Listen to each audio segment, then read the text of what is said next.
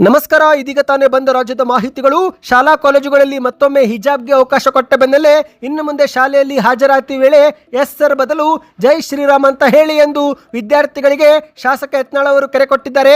ಮತ್ತೊಂದೆಡೆಯಲ್ಲಿ ಸಾರಿಗೆ ನೌಕರರು ಮತ್ತು ಸರ್ಕಾರದ ನಡುವೆ ಹಗ್ಗ ಜಗ್ಗಾಟ. ಬೇಡಿಕೆ ಈಡೇರಿಸುವವರೆಗೂ ಮುಷ್ಕರದಿಂದ ಹಿಂಸರಿಯೋದಿಲ್ಲ, ಎಸ್ಮಾ ಬೆದರಿಕೆಗೂ ಕೂಡ ಜಗ್ಗಲ್ಲ ಎಂದು ಮತ್ತೊಮ್ಮೆ ಬಸ್ ಸಂಚಾರ ಬಂದ್ ಮಾಡಲು ಮುಂದಾದ ಸಾರಿಗೆ ನೌಕರರು. ಎಲ್ಲ ಮಾಹಿತಿಗಳು ಬಂದಿವೆ ಸ್ನೇಹಿತರೆ. ಇದೇ ಮಧ್ಯೆ ಕರ್ನಾಟಕ ಬಂದ್ಗೆ ಎಚ್ಚರ ಕೊಟ್ಟ ವಾಟಾಳ್ ನಾಗರಾಜ್ ಅವರು, ನಾನು ಮನಸ್ಸು ಮಾಡಿದ್ರೆ ಈ ರಾಜ್ಯದ ಮುಖ್ಯಮಂತ್ರಿ ಆಗಬಹುದಾಗಿತ್ತು ಎಂದು ಮಾಧ್ಯಮಗಳ ಮುಂದೆ ಹೇಳಿಕೆ ಕೊಟ್ಟಿದ್ದಾರೆ. ಇದೇ ಮಧ್ಯೆ ಪ್ರಧಾನಿ ಮೋದಿ ಅವರ ವಿರುದ್ಧ ಸಚಿವ ಲಕ್ಷ್ಮೀ ಹೆಬ್ಬಾಳ್ಕರ್ ಅವರು ಕೂಡ ಕಿಡಿಕಾರಿದ್ದಾರೆ.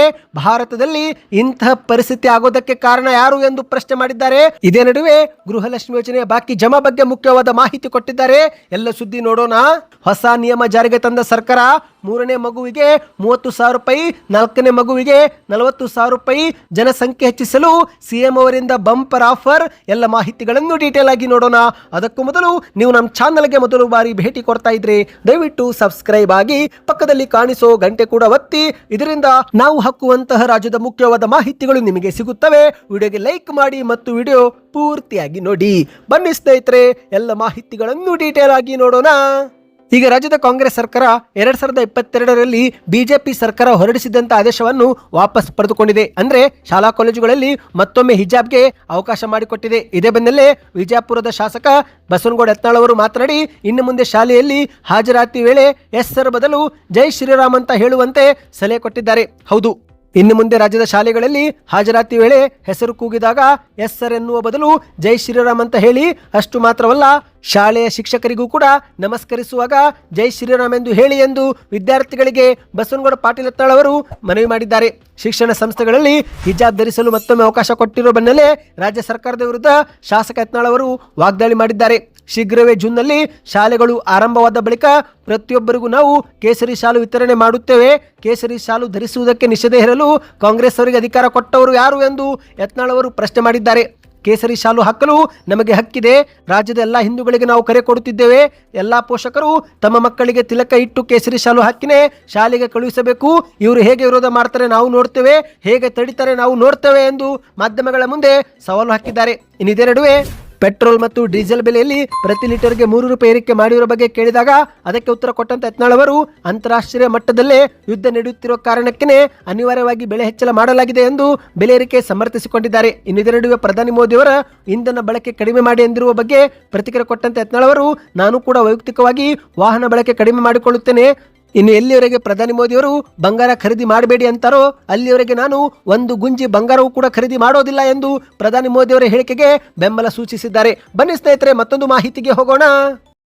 ರಾಜ್ಯ ಸರ್ಕಾರ ಮತ್ತು ಸಾರಿಗೆ ನೌಕರರ ನಡುವಿನ ಮುಸುಕಿನ ಗುದ್ದಾಟ ಈಗ ತಾರಕ್ಕೇರ್ತಾ ಇದೆ. ಹೌದು, ತಮ್ಮ ಬೇಡಿಕೆ ಈಡೇರಿಕೆಗಾಗಿ ಮುಷ್ಕರಕ್ಕೆ ಇಳಿಯುತ್ತೇವೆ ಎಂದು ಪಟ್ಟು ಹಿಡಿದಿರುವ ಸಾರಿಗೆ ನೌಕರರು ಈಗ ಮತ್ತೊಮ್ಮೆ ಸರ್ಕಾರಕ್ಕೆ ಖಡಕ್ ಎಚ್ಚರಿಕೆ ಕೊಟ್ಟಿದ್ದಾರೆ. ಹೌದು ಸ್ನೇಹಿತರೆ, ಮುಷ್ಕರದಿಂದ ಸಾರ್ವಜನಿಕರಿಗೆ ಆಗುವ ಎಲ್ಲ ಅನಾಹುತ ತೊಂದರೆಗಳಿಗೆ ಸರ್ಕಾರವೇ ನೇರ ಹೊಣೆ ಎಂದು ಈಗಾಗಲೇ ಸಾರಿಗೆ ಸಂಘಟನೆಗಳು ಎಚ್ಚರಿಕೆ ಸಂದೇಶ ರವಾನಿಸಿದ್ದು, ಮೇ 20ರಿಂದಲೇ ರಾಜ್ಯಾದ್ಯಂತ ಕೆಎಸ್ಆರ್ಟಿಸಿ, ಬಿಎಂಟಿಸಿ ಸೇರಿ 4 ನಿಗಮದ ಬಸ್ ಸಂಚಾರ ಸ್ಥಗಿತಗೊಳಿಸಲು ಸಿದ್ಧತೆ ಮಾಡಿಕೊಳ್ಳಲಾಗ್ತಾ ಇದೆ. ಹೌದು, ಈಗಾಗಲೇ 19ನೇ ತಾರೀಕಿನವರೆಗೆ ಮಧ್ಯಾಹ್ನದವರೆಗೆ ಸರ್ಕಾರಕ್ಕೆ ಡೆಡ್ ಲೈನ್ ಕೊಡಲಾಗಿದೆ. ಪ್ರತಿ ಬಾರಿಯೂ ಮುಷ್ಕರಕ್ಕೆ ಕರೆ ಕೊಟ್ಟಾಗ ಕೊನೆಯ ಕ್ಷಣದಲ್ಲಿ ಮಾತುಕತೆಗೆ ಕರೆದು ಪ್ರತಿಭಟನೆ ಹತ್ತಿಕ್ಕುವ ಸರ್ಕಾರದ ತಂತ್ರಕ್ಕೆ ಈ ಬಾರಿ ಬಲಿಯಾಗದಿರಲು ಸಾರಿಗೆ ಸಂಘಟನೆಗಳು ನಿರ್ಧರಿಸಿದ್ದು, ಇದೇ ಮೇ 19 ಮಂಗಳವಾರ ಮಧ್ಯಾಹ್ನದವರೆಗೆ ಸರ್ಕಾರಕ್ಕೆ ಅಂತಿಮ ಗಡುವು ನೀಡಲಾಗಿದೆ. ಒಂದೊಮ್ಮೆ ನಮ್ಮ ಬೇಡಿಕೆಗೆ ಸ್ಪಂದಿಸಲಿಲ್ಲವೆಂದರೆ ಮೇ 20 ಬೆಳಗ್ಗೆ 6 ಗಂಟೆಯಿಂದಲೇ ರಾಜ್ಯಾದ್ಯಂತ ಬಸ್ ಸಂಚಾರ ಬಂದ್ ಮಾಡುವುದಾಗಿ ಎಚ್ಚರಿಕೆ ಕೊಟ್ಟಿದ್ದಾರೆ. ಹೌದು ಗೆಳೆಯರೆ, 19ನೇ ತಾರೀಕು ಸಂಜೆ ನಂತರ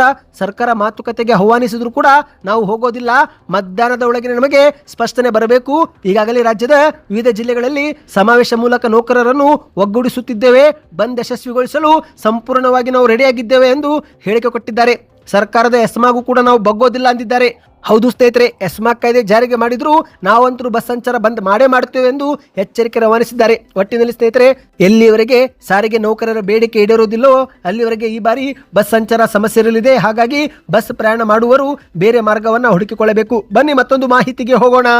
ಇದೀಗ ಕೇಂದ್ರದ ಸರ್ಕಾರ ಪೆಟ್ರೋಲ್ ಮತ್ತು ಡೀಸೆಲ್ ಪ್ರತಿ ಲೀಟರ್ನಲ್ಲಿ 3 ರೂಪಾಯಿ ಏರಿಕೆ ಮಾಡಿದೆ.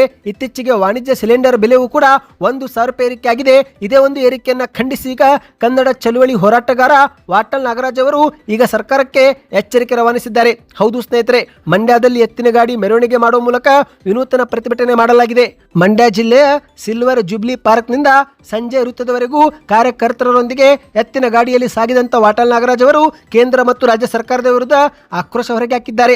ಪ್ರತಿಭಟನೆ ಉದ್ದೇಶಿಸಿ ಮಾತನಾಡಿದಂತ ವಾಟಾಳ್ ನಾಗರಾಜ್ ಅವರು ಇಂಧನ ಮತ್ತು ಗ್ಯಾಸ್ ಬೆಲೆ ಏರಿಕೆಯಿಂದ ಜನಸಾಮಾನ್ಯರ ಬದುಕು ನರಕವಾಗಿದೆ. ದರ ಏರಿಕೆಯಿಂದ ಜನ ಊಟ ಮಾಡಲು ಕೂಡ ತತ್ತರಿಸುವ ಪರಿಸ್ಥಿತಿ ನಿರ್ಮಾಣವಾಗ್ತಾ ಇದೆ. ರಾಜ್ಯದ ಮಂತ್ರಿಗಳು ಜನರ ಪರವಾಗಿ ನಿಂತು ಬೆಲೆ ಏರಿಕೆ ವಿರುದ್ಧ ಧ್ವನಿ ಎತ್ತಲೇಬೇಕು. ಇಲ್ಲದಿದ್ರೆ ಅವರ ಮನೆಗೆ ಮುತ್ತಿಗೆ ಹಾಕುತ್ತೇವೆ. ಇಷ್ಟಾದರೂ ಕೂಡ ಸರ್ಕಾರ ಎಚ್ಚೆತ್ತುಕೊಳ್ಳದಿದ್ರೆ ಶೀಘ್ರದಲ್ಲೇ ಕರ್ನಾಟಕ ಬಂದ್ಗೂ ಕೂಡ ಕರೆ ಕೊಡುತ್ತೇವೆ ಎಂದು ವಾಟಾಳ್ ನಾಗರಾಜ್ ಅವರು ಎಚ್ಚರಿಕೆ ಕೊಟ್ಟಿದ್ದಾರೆ. ಇನ್ನಿದೇ ನಡುವೆ ಬೆಳಗಾವಿಯ ಗಡಿ ವಿಚಾರದಲ್ಲಿ ಸರ್ಕಾರದ ನಿಲುವನ್ನು ಖಂಡಿಸಿದಂತ ವಾಟಾಳ್ ನಾಗರಾಜ್ ಅವರು ಬಿಜೆಪಿ ಕಾರ್ಯಕರ್ತರ ವಿರುದ್ಧವೂ ಕೂಡ ವಾಗ್ದಾಳಿ ಮಾಡಿದ್ದಾರೆ. ಬಿಜೆಪಿಯವರು ಗೂಬೆಗಳಿದ್ದಂತೆ ಅವರು ಎಲ್ಲರನ್ನೂ ಕೂಡ ಬೈಯುವುದನ್ನೇ ಕೆಲಸ ಮಾಡಿಕೊಂಡಿದ್ದಾರೆ. ಯಡಿಯೂರಪ್ಪನವರು ನನಗಿಂತ ರಾಜಕೀಯದಲ್ಲಿ ಜೂನಿಯರ್. 1967ರಲ್ಲಿ ನಾನು ಹೋರಾಟ ಮಾಡುವಾಗ ಯಡಿಯೂರಪ್ಪನವರು ಇನ್ನೂ ಬೂಕನಕೆರೆಯಲ್ಲಿದ್ದರು. ನಾನು ಮನಸ್ಸು ಮಾಡಿದ್ರೆ ಈ ರಾಜ್ಯದ ಮುಖ್ಯಮಂತ್ರಿ ಆಗಬಹುದಾಗಿತ್ತು. ಆದರೆ ನನಗೆ ರಾಜಕೀಯ ಬೇಡ, ಕನ್ನಡದ ಹೋರಾಟವೇ ಮುಖ್ಯವಾಗಿತ್ತು ಎಂದು ವಾಟಾಳ್ ನಾಗರಾಜ್ ಅವರು ಹೇಳಿಕೆ ಕೊಟ್ಟಿದ್ದಾರೆ. ಅಷ್ಟು ಮಾತ್ರವಲ್ಲ ಸ್ನೇಹಿತರೆ, ಯಡಿಯೂರಪ್ಪನವರು ಈ ಒಂದು ಹಿಂದೆ ಜೈಲಿಗೆ ಹೋಗಿಲ್ವಾ? ಈಗ ಅವರು ಪೋಕ್ಸೋ ಕೇಸ್ನಲ್ಲಿ ಇಲ್ವಾ? ನಾವು ಸತ್ಯ ಹೇಳಿದ್ರೆ ಅವರಿಗೆ ಮೆಣಸಿನಕಾಯಿ ಇಟ್ಟಂತಾಗುತ್ತೆ ಎಂದು ವಾಟಾಳ್ ನಾಗರಾಜ್ ಅವರು ವಾಗ್ದಾಳಿ ಮಾಡಿದ್ದಾರೆ. ಇನ್ನು ಇದೇ ನಡುವೆ ಮಂಡ್ಯದಲ್ಲಿ ತಮ್ಮದೇ ಭಾವಚಿತ್ರಕ್ಕೆ ಚಪ್ಪಲಿಯಿಂದ ಹೊಡೆದಂತ ಘಟನೆಗೆ ಪ್ರತಿಕ್ರಿಯೆ ಕೊಟ್ಟಂತ ವಾಟಾಳ್ ನಾಗರಾಜ್ ಅವರು ನೋಡ್ರಿ, ಅವರು ಚಪ್ಪಲಿಯಲ್ಲಿ ಹೊಡೆದು ಮಂಡ್ಯಕ್ಕೆ ಗೌರವ ತಂದಿದ್ದಾರೆ. ಪಾಪ ಅವರಿಗೆ ವಾಟಾಳ್ ನಾಗರಾಜ್ ಯಾರು ಅಂತ ಗೊತ್ತಿಲ್ಲ. ಪೊಲೀಸರವರ ಮೇಲೆ ಯಾವುದೇ ಕ್ರಮ ತೆಗೆದುಕೊಳ್ಳುವುದು ಬೇಡ. ನಾನೇ ಖುದ್ದಾಗಿ ಅವರ ಮನೆಗೆ ಹೋಗಿ ಗೌರವ ಸ್ವೀಕಾರ ಮಾಡುತ್ತೇನೆ. ಇನ್ನು ಎಷ್ಟು ಬೇಕಾದರೂ ಅವರು ಚಪ್ಪಲಿಯಲ್ಲಿ ನನಗೆ ಹೊಡೆಯಲಿ ಎಂದು ವ್ಯಂಗ್ಯಭರಿತವಾಗಿ ವಾಟಾಳ್ ನಾಗರಾಜ್ ಅವರು ತಿರುಗೇಟು ಕೊಟ್ಟಿದ್ದಾರೆ. ಬನ್ನಿ ಸ್ನೇಹಿತರೆ, ಮತ್ತೊಂದು ಮಾಹಿತಿಗೆ ಹೋಗೋಣ. ಇದೀಗ ಸಚಿವ ಲಕ್ಷ್ಮೀ ಹೆಬ್ಬಾಳ್ಕರ್ ಅವರು ಪ್ರಧಾನಿ ಮೋದಿಯವರ ವಿರುದ್ಧ ಕಿಡಿಕಾರಿದ್ದಾರೆ. ಭಾರತದಲ್ಲಿ ಇಂತಹ ಪರಿಸ್ಥಿತಿ ಆಗೋದಕ್ಕೆ ಕಾರಣ ಯಾರು ಎಂದು ಪ್ರಶ್ನೆ ಮಾಡಿದ್ದಾರೆ. ಹೌದು, ಅದು ಮಾಡಿ ಇದು ಮಾಡಿ ಅನ್ನೋದೇ ಹೇಳೋದಾಯ್ತು, ಇವರೇನು ಮಾಡಿದ್ದಾರೆ ಅನ್ನೋದನ್ನ ಮೊದಲು ನಮಗೆ ಹೇಳಲಿ ಎಂದು ಪ್ರಧಾನಿ ಮೋದಿಯವರ ವಿರುದ್ಧ ಲಕ್ಷ್ಮೀ ಹೆಬ್ಬಾಳ್ಕರ್ ಅವರು ಉಡುಪಿಯಲ್ಲಿ ಮಾಧ್ಯಮಗಳ ಮುಂದೆ ಕಿಡಿಕಾರಿದ್ದಾರೆ. ಹೌದು ಸ್ನೇಹಿತರೆ, ಸುದ್ದಿಗಾರರ ಜೊತೆಗೆ ಮಾತನಾಡಿದಂಥ ಲಕ್ಷ್ಮೀ ಹೆಬ್ಬಾಳ್ಕರ್ ಅವರು ನೋಡ್ರಿ, ಮೋದಿಯವರು ಚಪ್ಪಾಳೆ ಹೊಡಿ ಅಂದ್ರೆ ನಾವು ಹೊಡಿತೀವಿ, ಪೆಟ್ರೋಲ್ ಡೀಸೆಲ್ ಜಾಸ್ತಿ ಬಳಸಬೇಡಿ ಅಂದ್ರೆ ನಾವು ಅದು ಕೂಡ ಪಾಲಿಸ್ತೀವಿ, ಬಂಗಾರ ಖರೀದಿ ಮಾಡಬೇಡಿ ಅಂತಾರೆ ಅದು ಕೂಡ ನಾವು ಮಾಡ್ತೀವಿ. ಆದರೆ ಇಂತಹ ಪರಿಸ್ಥಿತಿ ಆಗೋದಕ್ಕೆ ಕಾರಣ ಯಾರು ಎಂದು ಲಕ್ಷ್ಮೀ ಹೆಬ್ಬಾಳ್ಕರ್ ಅವರು ಪ್ರಶ್ನೆ ಮಾಡಿದ್ದಾರೆ. ನಮ್ಮನ್ನ ಅದು ಮಾಡಿ ಇದು ಮಾಡಿ ಅನ್ನೋದೇ ಆಯ್ತು, ಆದರೆ ಇವರೇನು ಮಾಡಿದ್ದಾರೆ ಎಂಬುದನ್ನ ನಮಗೆ ಹೇಳಬೇಕಲ್ವಾ? ಮುಂಜಾಗೃತ ಕ್ರಮವಾಗಿ ಏನು ಕ್ರಮ ತೆಗೆದುಕೊಳ್ಳುತ್ತಿದ್ದಾರೆ ಇದು ನಮಗೆ ತಿಳಿಸಬೇಕಲ್ವಾ ಎಂದು ಲಕ್ಷ್ಮೀ ಹೆಬ್ಬಾಳ್ಕರ್ ಅವರು ಪ್ರಶ್ನೆ ಮಾಡಿದ್ದಾರೆ. ಈಗ ಮೋದಿಯವರು ಬಂಗಾರ ಖರೀದಿ ಮಾಡಬೇಡಿ ಅನ್ನುತ್ತಿದ್ದಾರೆ, ಏನೇನೋ ಹೇಳುತ್ತಲೇ ಬಂದಿದ್ದಾರೆ. ಆದರೆ ಅಮೆರಿಕ ಇಂದು ಯಾವ ರೀತಿ ನಮ್ಮ ಪ್ರಧಾನಿಯನ್ನು ಕಂಟ್ರೋಲ್ ಮಾಡ್ತಿದೆ ಅಂತ ಮಾಧ್ಯಮದಲ್ಲಿ ನಾವೇ ನೋಡ್ತಿದ್ದೇವೆ. ಭಾರತದ ಬಗ್ಗೆ ಟ್ರಂಪ್ ಏನು ಹೇಳ್ತಿದ್ದಾರೆ ನಿಮಗೆ ಗೊತ್ತಲ್ವಾ ಎಂದು ಮಾಧ್ಯಮಗಳ ಮುಂದೆ ವ್ಯಂಗ್ಯವಾಡಿದ್ದಾರೆ. ಚುನಾವಣೆ ಮುಗಿದ ಕೂಡಲೇ ಪೆಟ್ರೋಲ್ ಡೀಸೆಲ್ ಬೆಲೆ ಏರಿಕೆ ಮಾಡಿದ್ದಾರೆ. ಇದು ಕಂಪ್ಲೀಟ್ ರಾಜಕಾರಣ. ಈಗೇನು ಅಂತಾರಾಷ್ಟ್ರೀಯ ಮಟ್ಟದಲ್ಲಿ ಕಚ್ಚಾ ತೈಲ ಬೆಲೆ ಅಷ್ಟೊಂದು ಏರಿಕೆ ಆಗಿಲ್ಲ. ಈ ಒಂದು ಹಿಂದೆ ಮನಮೋಹನ್ ಸಿಂಗ್ ಸರ್ಕಾರ ಇದ್ದಾಗಲೂ ಕೂಡ ಕಚ್ಚಾ ತೈಲ ಬೆಲೆ ಏರಿಕೆ ಆದರೂ ಜನರಿಗೆ ಬರೆ ಹಾಕುವ ಕೆಲಸ ಮಾಡಿದ್ದಿಲ್ಲ. ಈಗ ದಿಢೀರಾಗಿ ಮತ್ತೆ ಪ್ರತಿ ಲೀಟರ್ಗೆ 3 ರೂಪಾಯಿ ಬೆಲೆ ಏರಿಕೆ ಮಾಡಿದ್ದಾರೆ.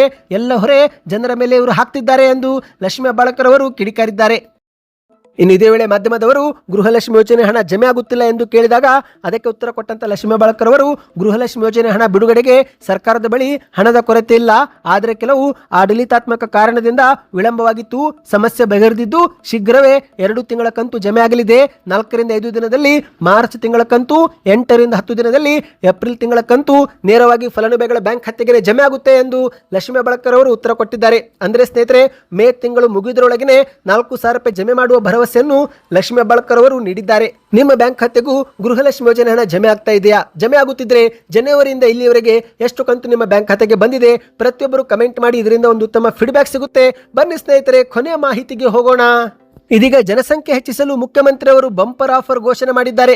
3ನೇ ಮಗುವಿಗೆ ಜನ್ಮ ನೀಡಿದರೆ 30,000 ರೂಪಾಯಿ, 4ನೇ ಮಗುವಿಗೆ ಜನ್ಮ ನೀಡಿದರೆ 40,000 ರೂಪಾಯಿ ಬ್ಯಾಂಕ್ ಖಾತೆಗೆ ಜಮೆ ಮಾಡಲು ಮುಖ್ಯಮಂತ್ರಿಯವರು ನಿರ್ಧಾರ ಮಾಡಿದ್ದಾರೆ. ಹೌದು ಗೆಳೆಯರೆ, ಆಂಧ್ರ ಪ್ರದೇಶದಲ್ಲಿ ಜನಸಂಖ್ಯಾ ಬೆಳವಣಿಗೆ ದರ ಗಣನೀಯವಾಗಿ ಕುಸಿಯುತ್ತಿರುವ ಕಾರಣ ಆಂಧ್ರ ಪ್ರದೇಶದ ಮುಖ್ಯಮಂತ್ರಿ ಚಂದ್ರಬಾಬು ನಾಯ್ಡು ಅವರು ಕಳವಳ ವ್ಯಕ್ತಪಡಿಸಿದ್ದು ಇದೇ ಮಧ್ಯೆ ಒಂದು ಘೋಷಣೆ ಮಾಡಿದ್ದಾರೆ. ಹೌದು, ಮಕ್ಕಳನ್ನು ದೇಶದ ಹೊರೆ ಎಂದು ಭಾವಿಸಬಾರದು.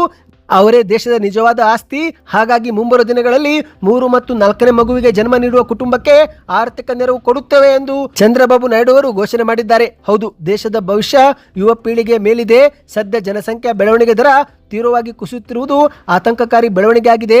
ಮಕ್ಕಳನ್ನು ನಾವು ದೇಶದ ಪ್ರಗತಿಗೆ ಪೂರಕವಾದ ಸಂಪತ್ತು ಎಂದು ನೋಡಬೇಕೇ ಹೊರತು ಹೊರೆಯಾಗಿ ನೋಡಬಾರದು ಎಂದು ಹೇಳಿಕೆ ಕೊಟ್ಟಿದ್ದಾರೆ. ಹಾಗಾಗಿ ಇನ್ನು ಮುಂದೆ ಕುಟುಂಬದಲ್ಲಿ ಜನಿಸುವ 3ನೇ ಮಗುಗೆ ಪ್ರೋತ್ಸಾಹಧನವಾಗಿ 30,000 ರೂಪಾಯಿ, ಕುಟುಂಬದಲ್ಲಿ 4ನೇ ಮಗು ಜನಿಸಿದರೆ ಆಗ ಪ್ರೋತ್ಸಾಹಧನವಾಗಿ 40,000 ರೂಪಾಯಿ ಬ್ಯಾಂಕ್ ಖಾತೆಗೆ ಜಮೆ ಮಾಡುವುದಾಗಿ ಘೋಷಣೆ ಮಾಡಿದ್ದಾರೆ. ಸರ್ಕಾರದ ಈ ನಿರ್ಧಾರಕ್ಕೆ ನಿಮ್ಮ ಅನಿಸಿಕೆಯನ್ನು ಕಮೆಂಟ್ ಮಾಡಿ ತಿಳಿಸಿ ಸ್ನೇಹಿತರೆ. ಈ ಎಲ್ಲ ಮಾಹಿತಿಗಳು ಇಷ್ಟವಾಯ್ತಾ? ಚಾನಲ್ಗೆ ದಯವಿಟ್ಟು ಸಬ್ಸ್ಕ್ರೈಬ್ ಆಗಿ.